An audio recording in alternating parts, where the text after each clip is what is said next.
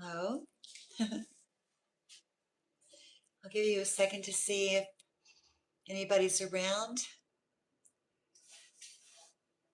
Is there anybody here? So,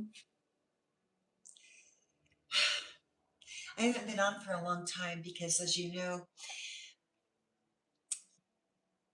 things have been really rough. And many of you know what I'm talking about with this investigation that's been going on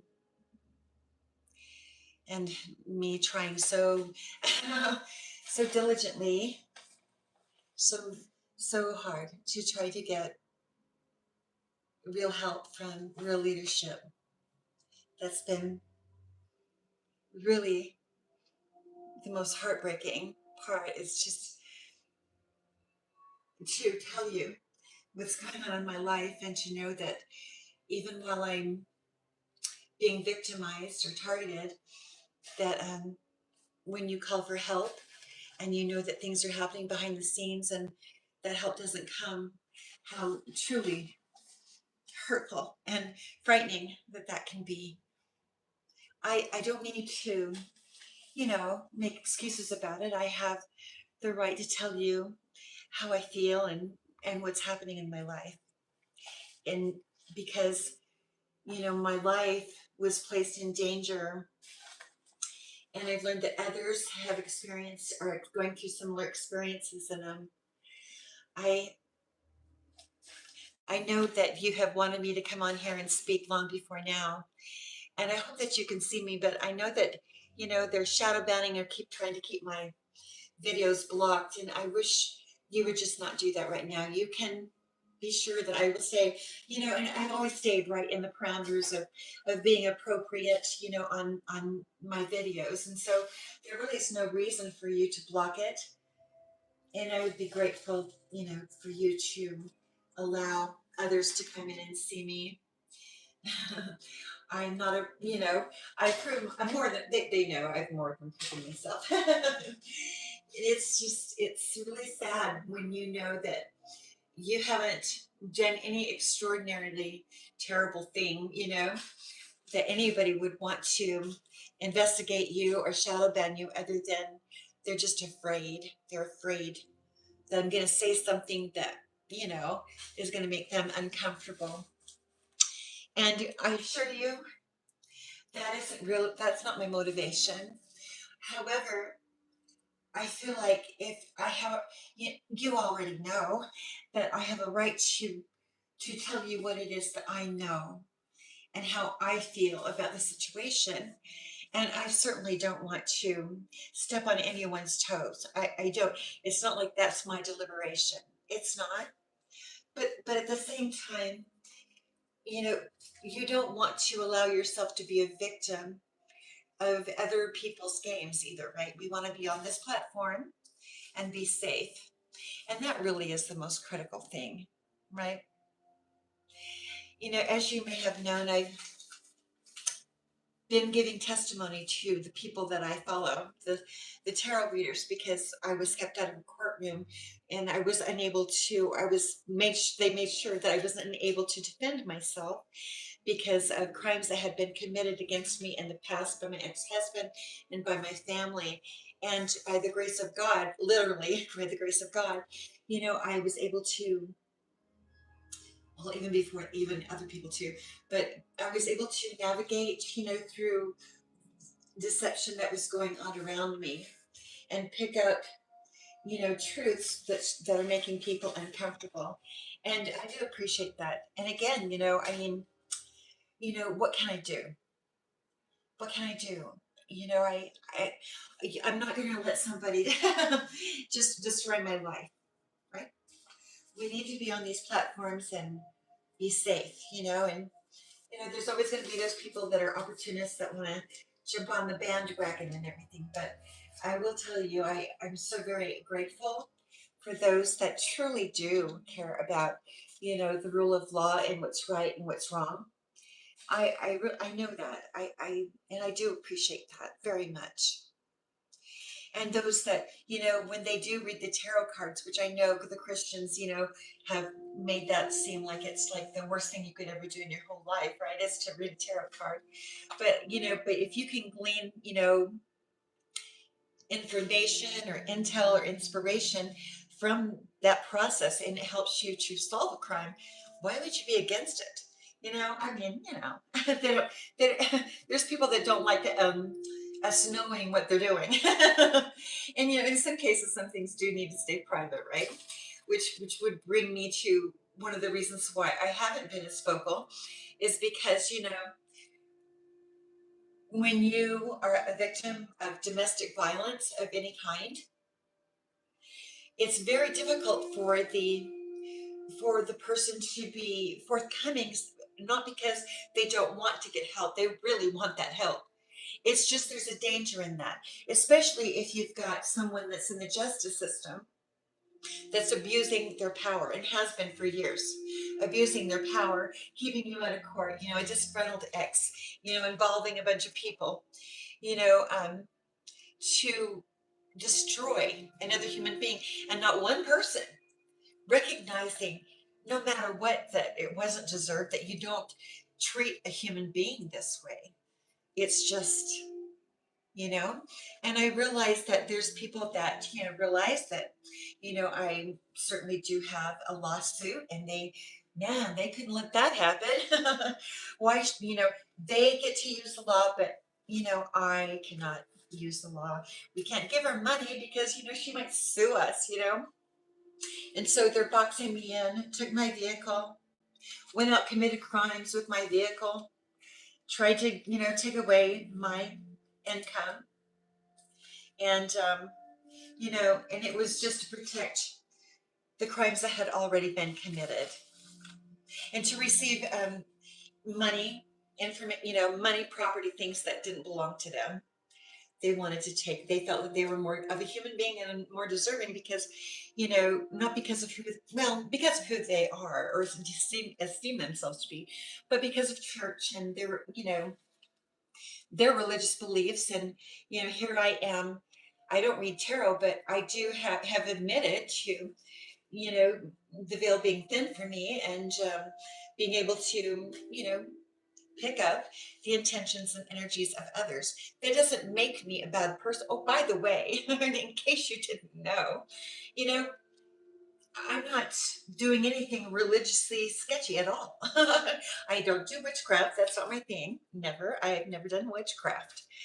But the only thing I do is pray, watch, look, and listen. Watch, look, listen, who, what, where, why. Why? Motives. Why? Variables that, that flash in front of into my mind that I can see. I don't, I didn't know that everybody couldn't do that. It's just like, to where you can actually, but and I do it energetically. It's not like I'm doing anything to anyone. I'm just using my brain and my obvious connection with a power greater than myself to figure this out.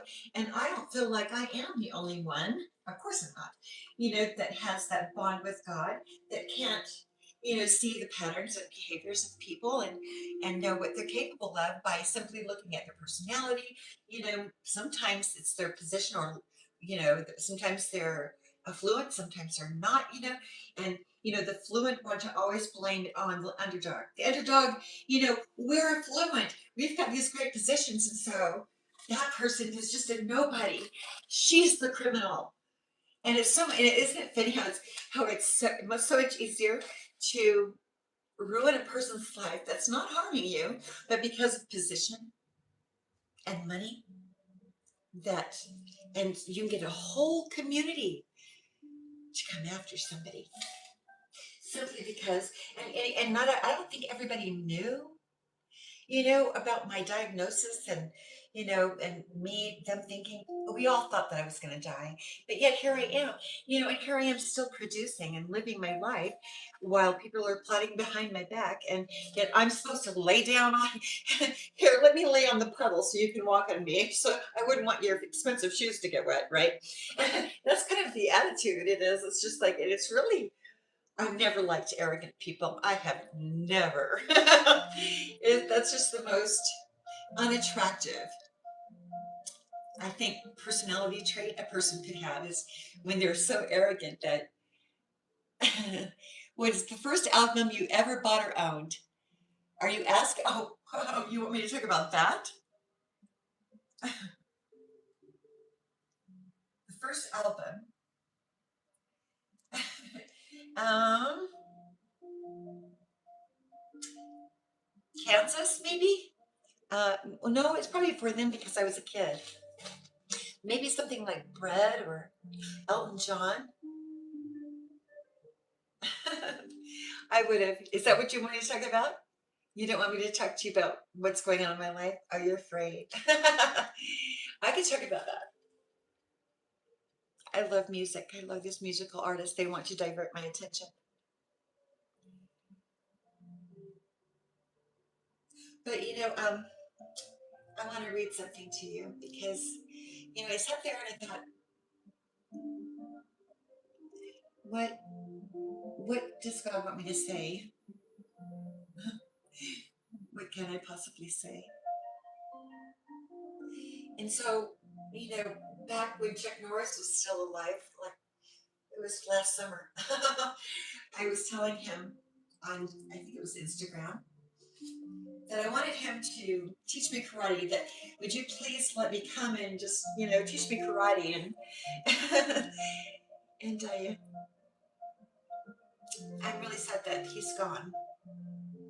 I was telling him that sometimes I write prayers to God, like, dear God, what would you like me to say? And I'm kind of sad a little bit right this minute because I can tell that nobody wants me to speak freely to really tell you how I feel about what happened to me. And that's not very fair to me.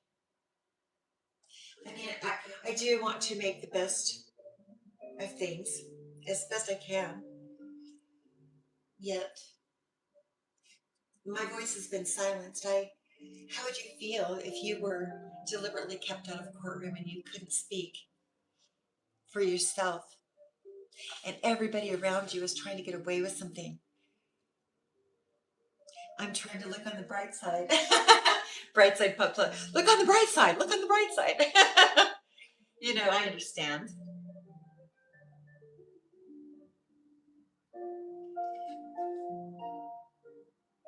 You really don't want me to speak. I'm going to read you what I've written. I know that once I get proper communication, that I will be able to completely just, to keep going forward. And I really am ready for that.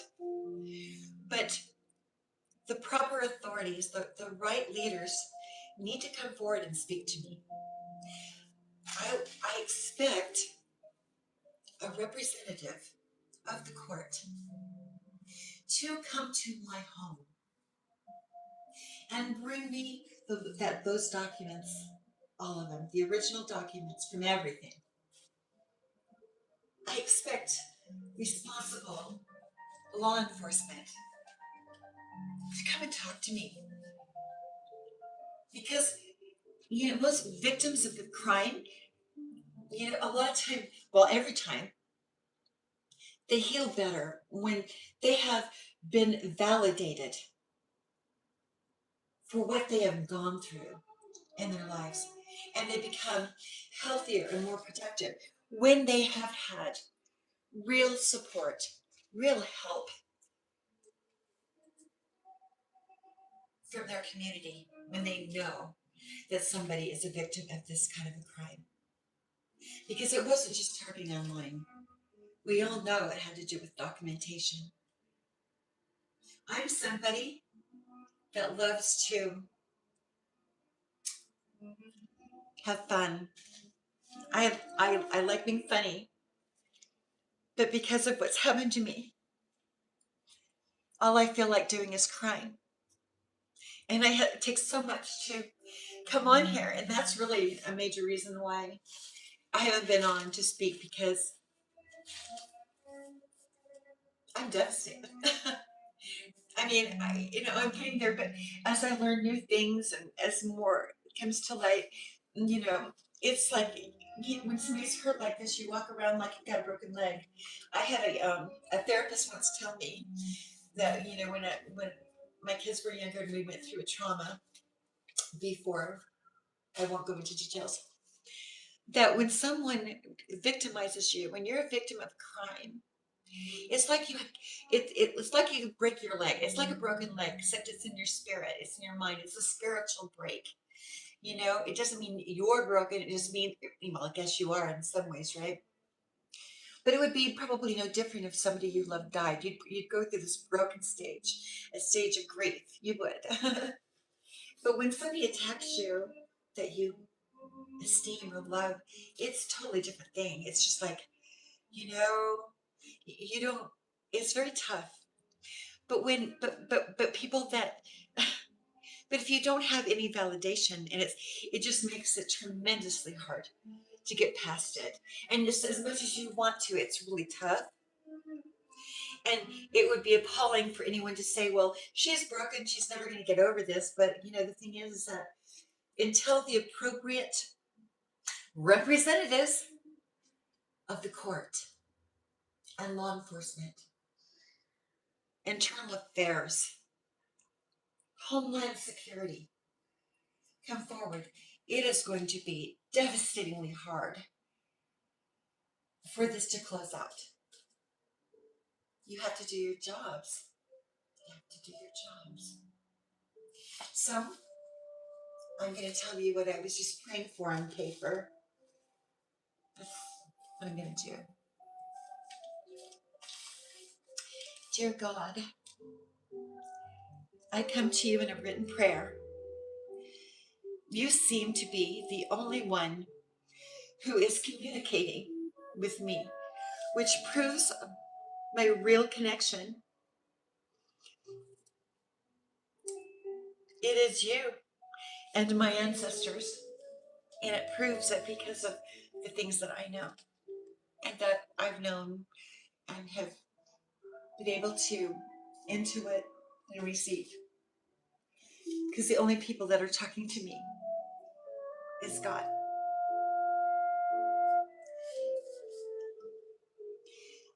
It proves that people are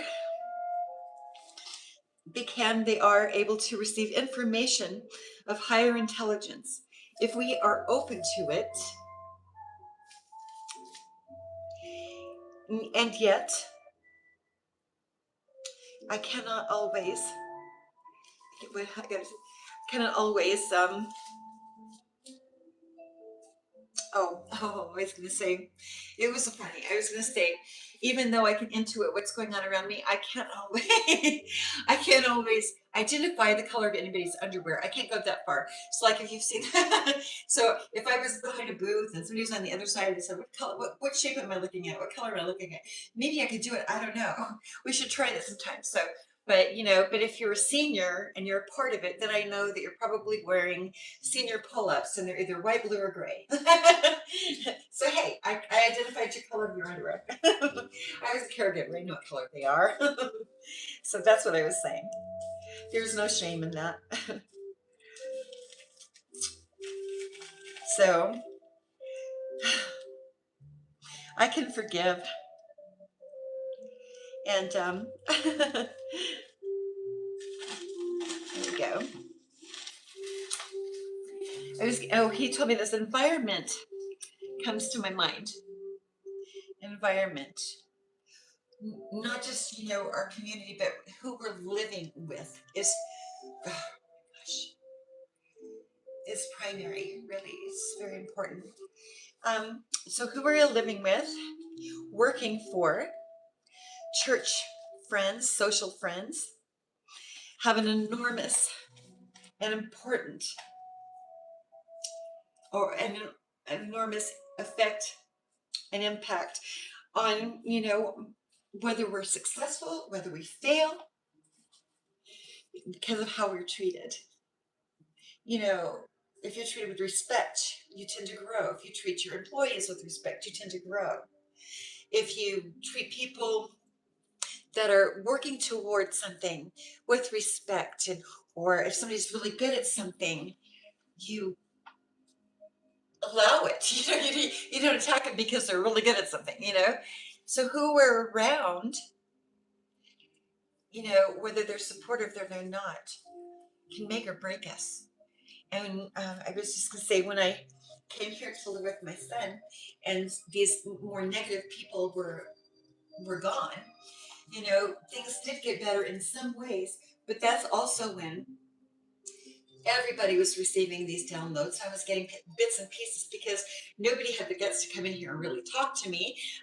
But I got little tidbits here and there, from either readers or from their communications, to give me little pieces of information, and then I can fill in the gaps, what's likely happening. And when I know something, there's just no doubt. I mean, I can be wrong, but I don't think very often. I just know, you know. And but anyway, so when we are around people that actually, care for us, it makes it a little bit different. Now, when you're growing up and you've got siblings, and there might be feelings there when you're younger, so it's hard, growing up and trying to get along as a family. But we try to teach our families to be kind to each other, and you know, but it takes really good parenting sometimes to get through that. We didn't necessarily have that when I was growing up, but I guess they did what they could do. I mean, it's just, where they were at, I guess, emotionally. But if you are around people that are constantly against you, and I did not have that support at home.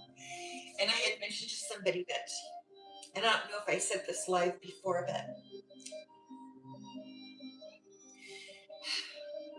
I don't even know if I want to. You see, there's a part of me that just wants to be constantly upbeat,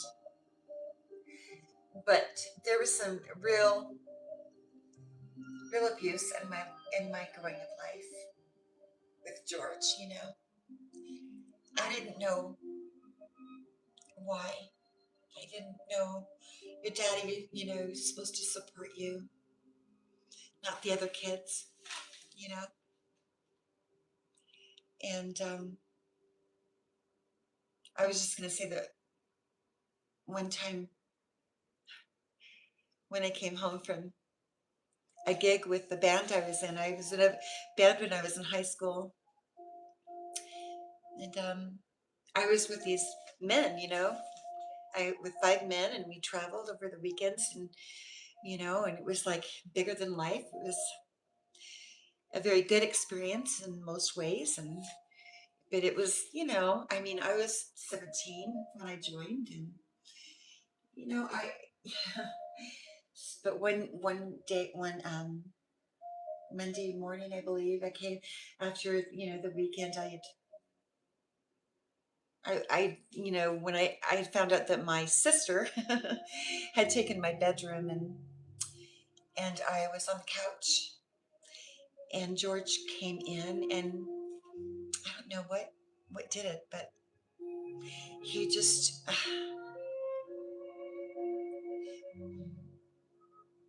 he was trying to strangle me. He tried to rip my throat out, and it was Myrna that said, "George, stop! You're gonna kill her." And I remember thinking, he's jealous because I'm in the band, and I know that's true. And so here I am, making excuses for why, you know, and it's because he wants to be in the, he's very good. He was very talented. Okay, extremely talented. Or when I did a demo tape, and to have him tell me, "Don't show your sister; she'll just get jealous." Or what else was I gonna say? He didn't want me to be successful. He didn't want that. And so I see that, and the attitude and the way that I was treated really affected my siblings. If you wanted to give them some credit, I suppose you could do that. But they know better. Oh, they know better. They absolutely do. And it isn't like I lack compassion. I really do have compassion. But right now I have compassion for myself. And I want that documentation, the information about who my biological parents are, what happened to me as a baby. I have a right to police protection. I didn't do anything to anyone. I deserve that. And, I'm sorry if you got caught up in something that was really evil and wrong, but I know that you know better. And I hope that you stopped before it got too carried away. You don't get to take my life. I don't get to, I don't have to lay down and die for you. I am not Jesus, and you will not put me in that category. I refuse. I'm an innocent person, but I'm not him. I pray to him. He talks to me. My ancestors do. But you're not going to put me in a box and say that I'm somebody like that because you're trying to remove me from the path that I belong on. In music, traveling, talking about world wonders that I'm inspired to do. You don't get to replace me and put me in a box so that you can get away with something. You don't. I want to do what's right for me. I care about people. I'm good to people. And I don't like to see suffering of any kind. I don't. But when you are someone that insists upon making other people suffer just because of who you think you are, your position, your church, whatever it is that makes you think that you can get away with it, you are mistaken. And if there was any message at all, would simply be that, it doesn't matter who you are. You are not so much more important than somebody else's life.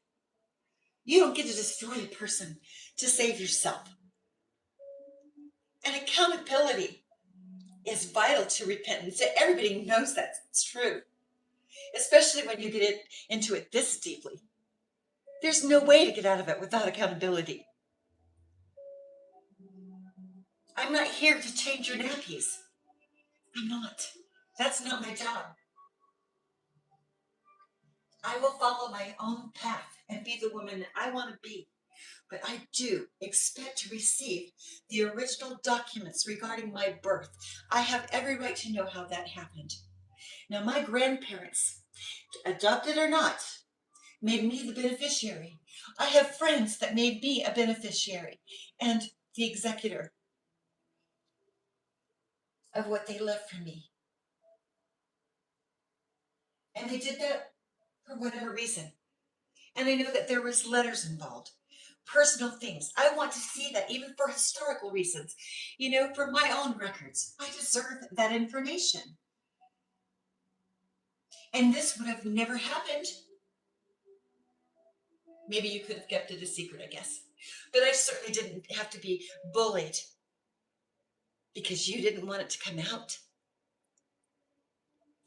I don't care what your position is. We all are children of God. And the bigger you are, the harder you can fall. And I can only express that would be the main reason why you would want to protect your own image, no matter what that position is. Isn't it weird how people can get that twisted up? They think because of who I am, I'm above the law. I can do whatever I want to. Maybe I'm a lawmaker.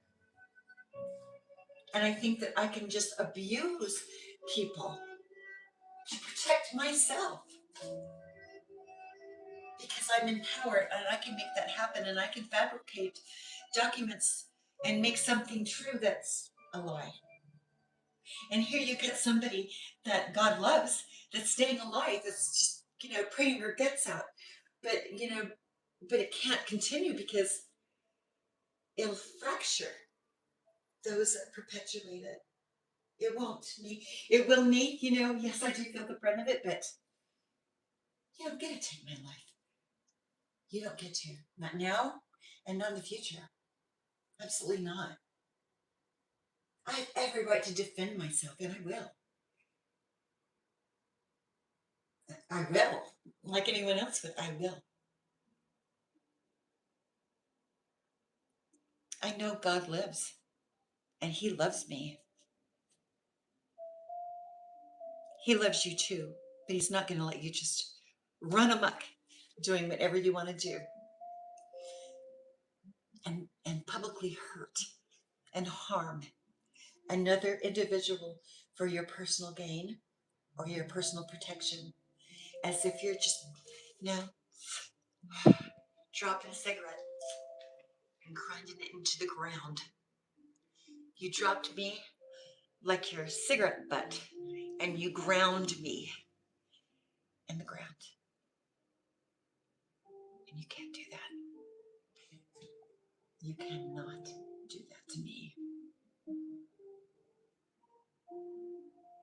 You must take accountability in some way or form. I don't need to make excuses for people because of my own journey. You don't get to grind me in the ground. I'm not taking that, nor should I. Now we have an opportunity here to heal and to grow, but you don't get to write my life and skip the part where you did this to me. It's a part of my story. It's a major part. I've been fighting this treatment my whole life, and I never knew why. And I looked very much forward to finding out why. Because I know I deserve so much better than what you've done to me. And I stand on that, and I mean it. Now, someone in authority, real authority, absolutely must come and speak to me about what was done. I have every right to know. And I have every right to know who my parents were, what my lineage is, and everything that was left for me. You have to. There's no point in dragging it out. There isn't. God lives and He loves me. And I know the right things have to happen. I know it will. Otherwise, we're all in real danger. I know they'll do the right thing. I know it. I have faith that the right things are going to happen. I believe it. And I am protected.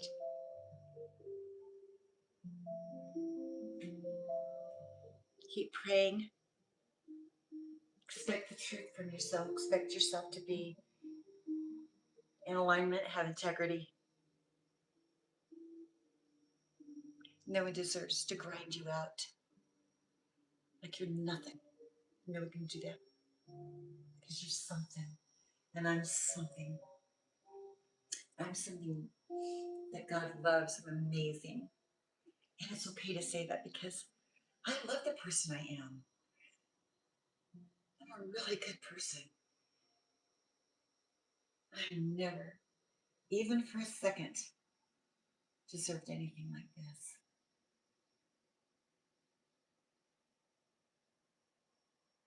I know God lives and He loves me. He loves me.